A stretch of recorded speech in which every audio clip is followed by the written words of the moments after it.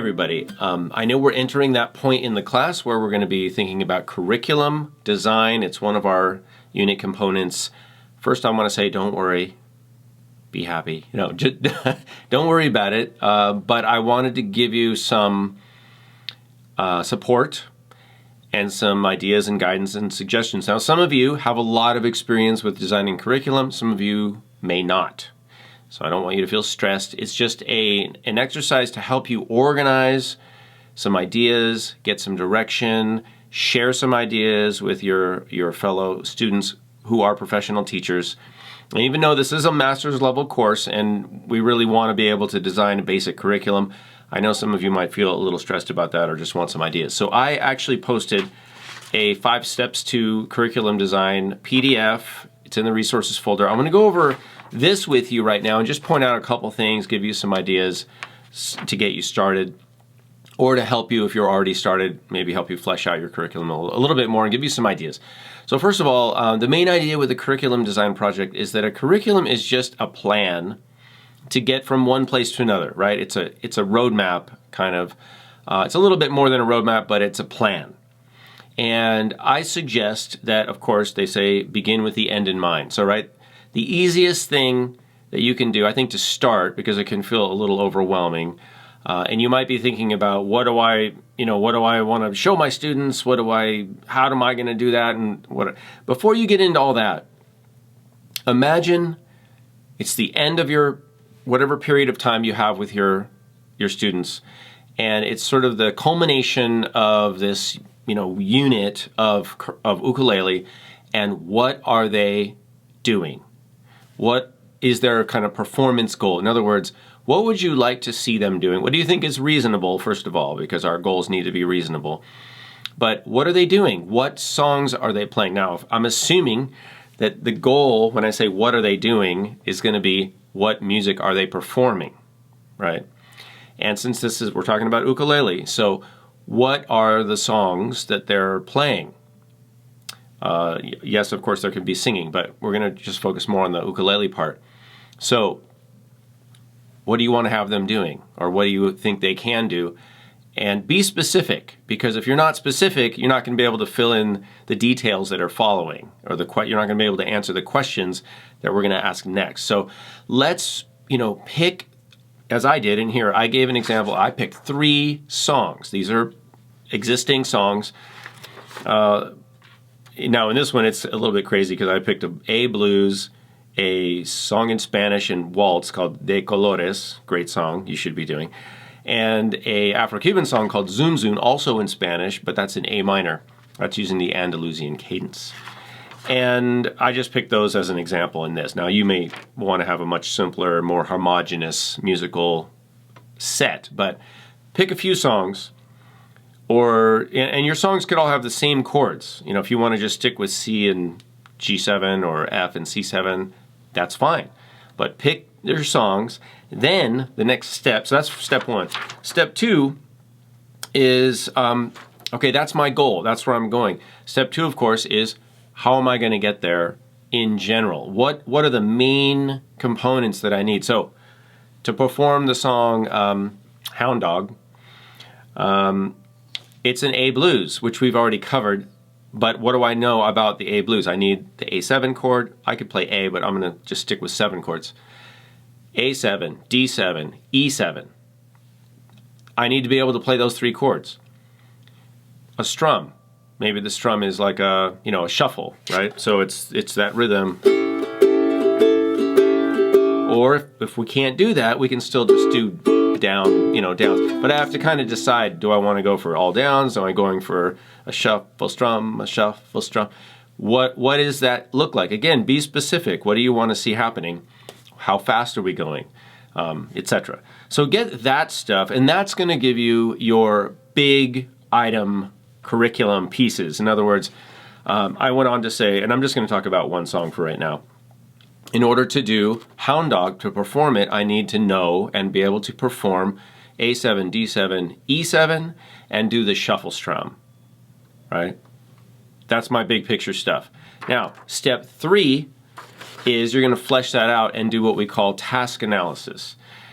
what do I need? So the question now is, what do I need to be able to do to get to where I can play the A7, D7, E7 and do the shuffle strum, right? You see, so we're breaking things down now.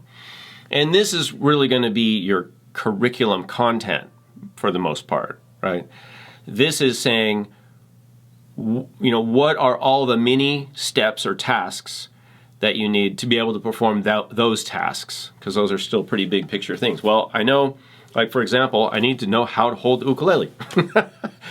That's one thing I need to know. I need to know how to identify the strings because I have to make the chords. I need to know how to number my fingers, and et cetera, et cetera. So now we're going to break all the way down, and this is just for you to think about. What are all the little things I need to be able to communicate to my students? What do they need to understand in terms of language, syntax, lingo, whatever you want to call it, vocabulary. What are the skills like tuning, strumming, and all of that stuff. So those are all the little things. Just like if you're going on a trip, you can say, well, we're going to go on a trip, we're going to go skiing, we're going to go to the mountains. What do we need to pack, right? And what are all the little things you need? So that's step 3. Step 4 is, of course, the sequence. What are the steps? How do I want to layer in all of these things? And step 4 is really, I think, the most fun. That's where we start to make decisions about what we introduce first, how much are we introducing, because we can start, as I like to start, with I might just introduce the A7 chord because it's a 1-finger chord, and of course now we're talking about 1-finger chords, 2-finger chords, 3-finger chords, just like I've done in this course, and that's why, because I want to balance challenge and acquired skill levels so that things stay interesting, but so students, or me, if it's me, so I stay interested and I have a level of feeling of success, which is motivating. I don't want to feel overly challenged, right? I get anxiety, I might quit, and I don't want to feel under challenged, because then I'll get bored, and I might also lose interest for a different reason. So this is where we get into balancing challenge, kind of monitoring the flow or the pressure of information, if you will, the amount of information and the rate of information that's coming to the students, because we have a certain number of days, right? We have a plan. We're planning out. I'm here. I want to get there. I have X number of sessions that are X number of minutes long. What can I do reasonably? What can the students do at home? All of this kind of planning, kind of mapping it out. And you have options. You could attack one song at a time. You could start to build up gradually some skills that you're going to use across all of this stuff. You can take little bites, and which is kind of my general preference, which would be to, for example, if I was going to teach these 3 songs, I might just do one chord from each song in our first session, because I can do the 1-finger chords. In fact, they're all 1-finger chords, A7. And I might just do something like, we're just going to play this, and then we'll just... We might just do some like scat singing, gibberish singing, just to get used to it and just get the feel. And that's all we're going to do for Hound Dog. For De Colores, it might be like just trying to do this, or whatever, something like this. I might just do some echo singing, we might just do that much. La, la, la, la. A little slow. La, la, la, la, la. Just hang out on the C. Zun Zun's in A minor. And I might just do, again, call and response. Zoom, zoom, zoom. Zoom, zoom, zoom, zoom. See how I'm introducing a different strum?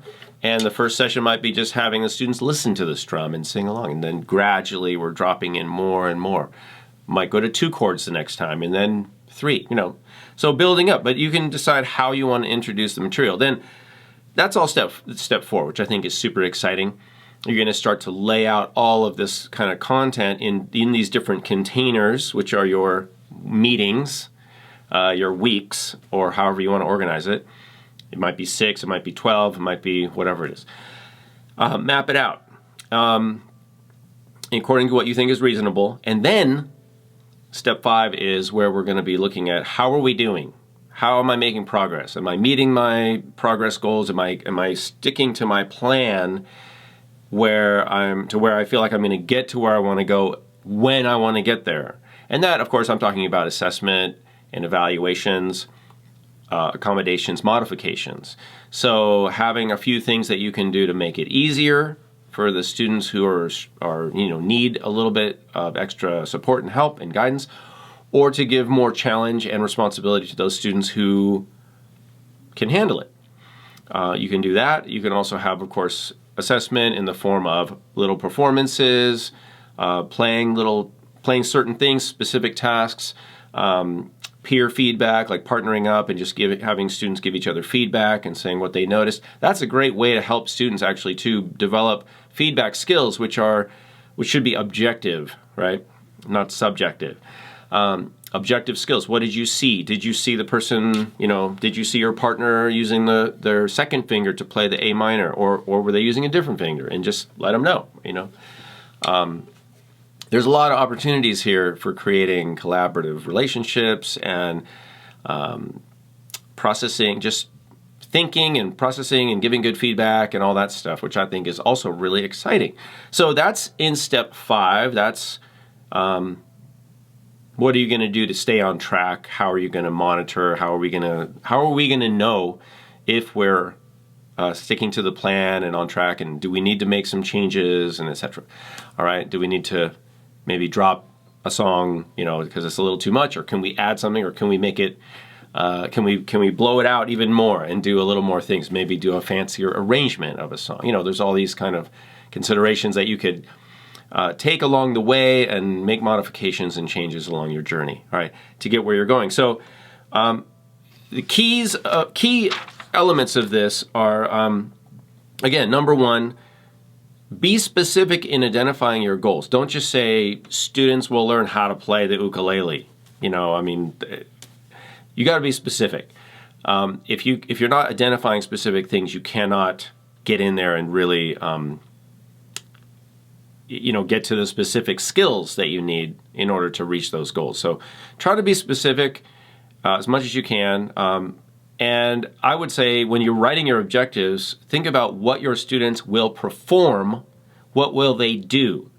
Students will play the song XYZ, in this style using these chords. Not just students will learn how to, because we don't know if somebody has learned something unless they do it. So skip the students will learn, or students will know, or students will understand. I wouldn't use that language at all. Just students will play, students will perform, etc. All right? So what are we seeing, not what do we think students are thinking inside their minds. That's a good habit if you're writing objectives, goals and objectives. 2, what are the big skill chunks that they need to do that task, to play that song, lyrics, form, chords, strumming. Those are the big picture things. And then 3, what are the supportive skills and competencies that they need to do those things, to do step 2 things. And then step 4, how are we going to organize everything so we can reach the step 3 material or the step 2 material? Because step 3 and step 2 are the actual, that's what we're learning, right? That's the stuff we're actually doing. But how are we going to organize it? How are we going to move through it?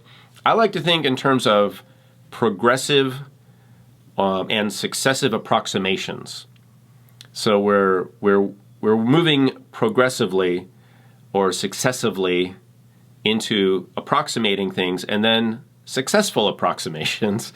And we're starting off with blobs, big kind of blobby things, and we're refining and getting in there tighter and getting more precise over time. I like that approach rather than let's get this right, right now.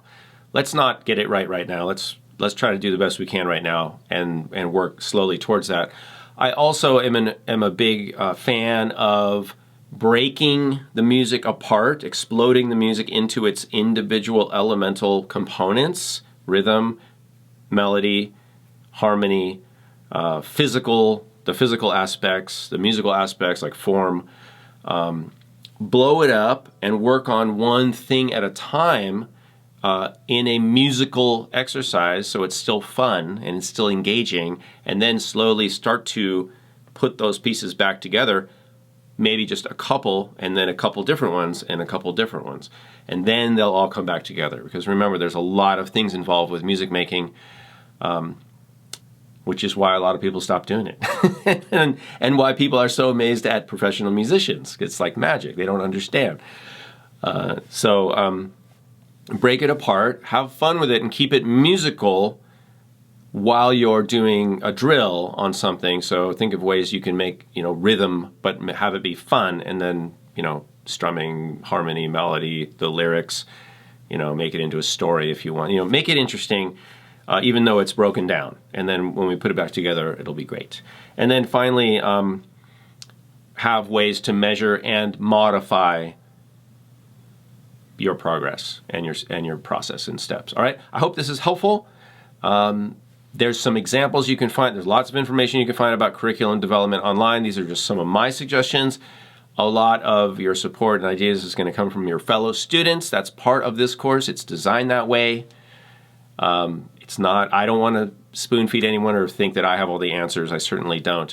But I'm here to help answer your questions. If you have any questions on that, you can always reach out to me. But I'm looking forward to seeing what you guys come up with. I hope this is helpful. And enjoy designing your ukulele curriculum.